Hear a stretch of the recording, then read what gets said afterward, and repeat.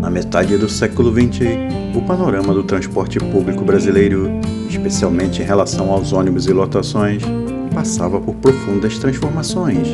Nos anos 50 e 60, as cidades brasileiras começaram a se urbanizar rapidamente, impulsionadas pelo crescimento populacional e pelo êxodo rural.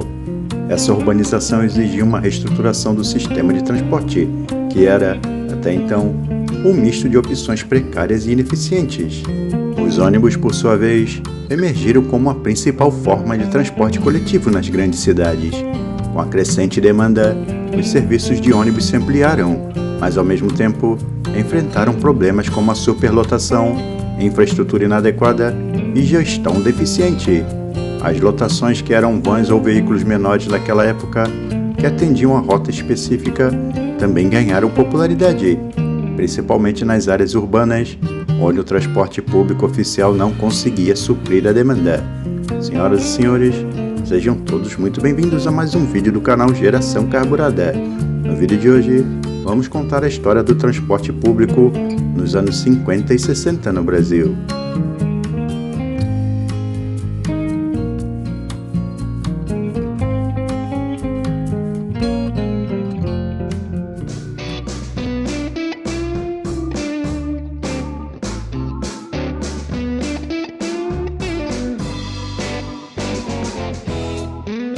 Senhoras e senhores, sejam todos muito bem-vindos à nossa viagem ao passado.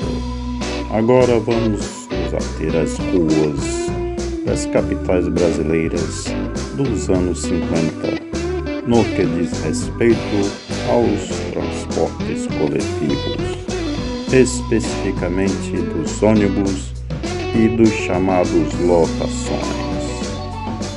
Gostaríamos que acompanhassem até o final e deixassem o seu curtir e compartilhar.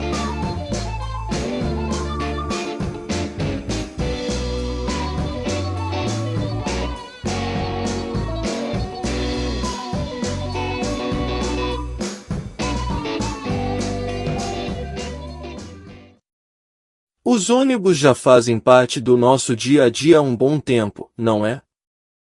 Eles se tornaram tão comuns que é impossível pensar em um centro urbano que não tenha um circulando pelas ruas, mas nem sempre foi assim. Aqui no Brasil, o primeiro serviço de transporte de pessoas via ônibus teve início em 1817, na cidade do Rio de Janeiro. De acordo com a revista Ônibus, na época, Dom João VI concedeu a Sebastião Fábregas de Suriguê, então sargento-mor da Guarda Real e barbeiro do rei, a concessão da exploração de duas linhas de transporte de pessoas.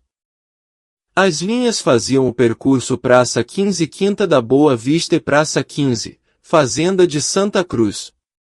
O mais interessante sobre essas linhas é que mesmo naquele tempo já foi montado um itinerário com tarifa e horário previstos.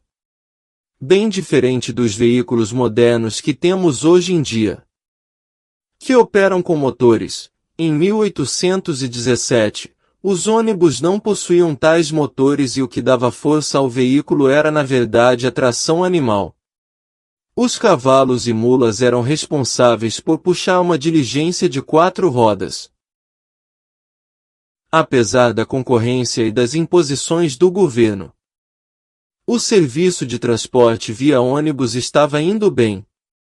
No entanto, com a chegada dos bondes elétricos em 1868 é que houve um freio na ascensão dos ônibus. Este período durou os 40 anos. Em 1908, o ônibus a gasolina foi introduzido.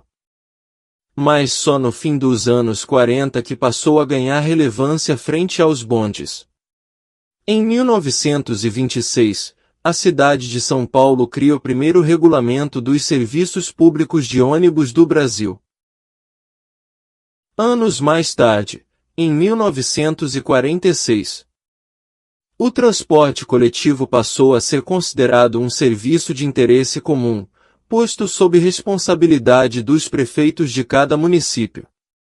A partir dessas mudanças, Entre 1950 e 1960 o ônibus se tornou o principal modo de transporte público.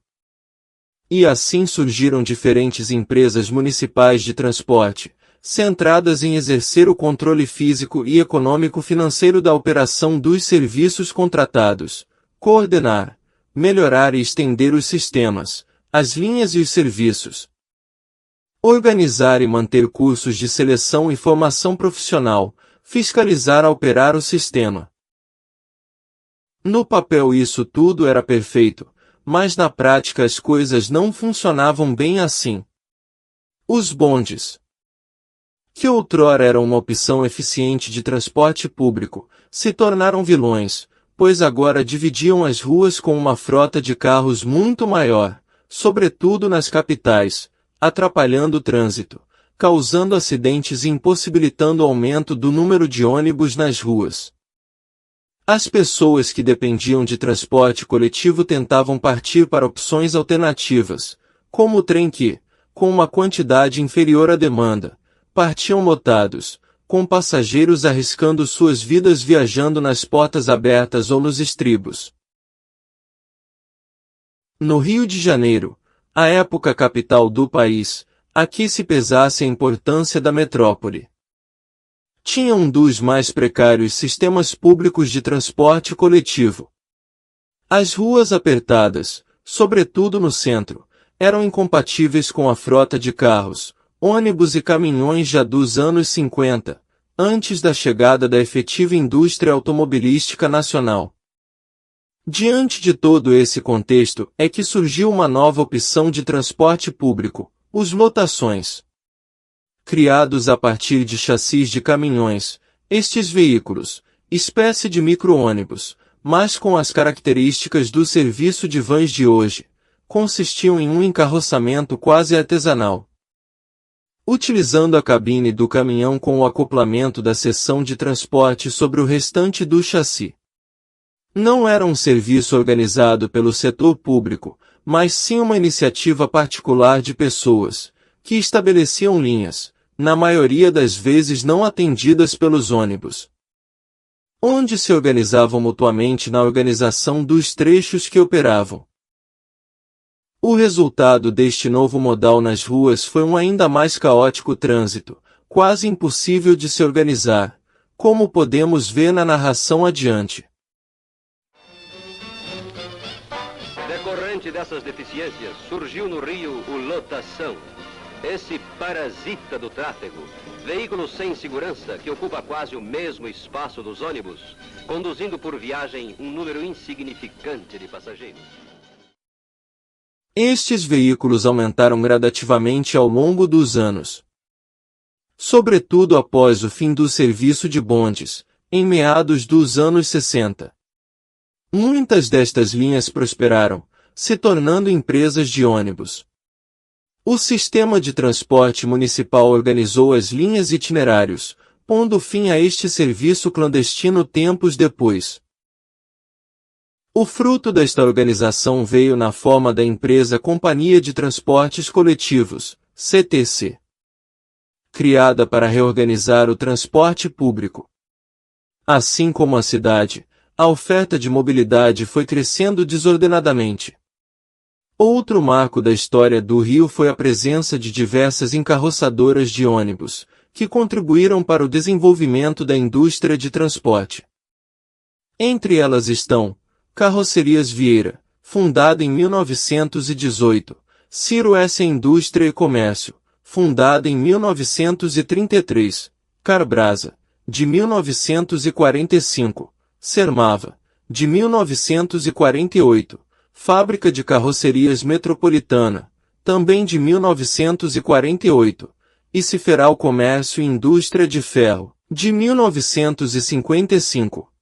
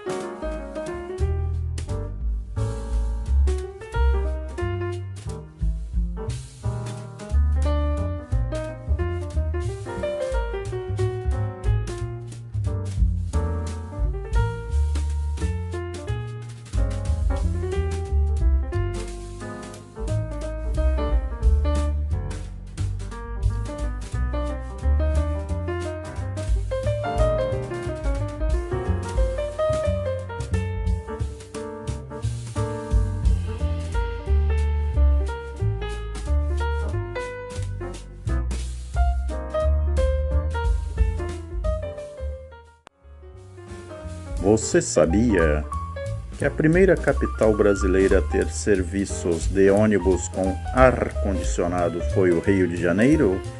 Em 1975, linha especial urbana. Você sabia?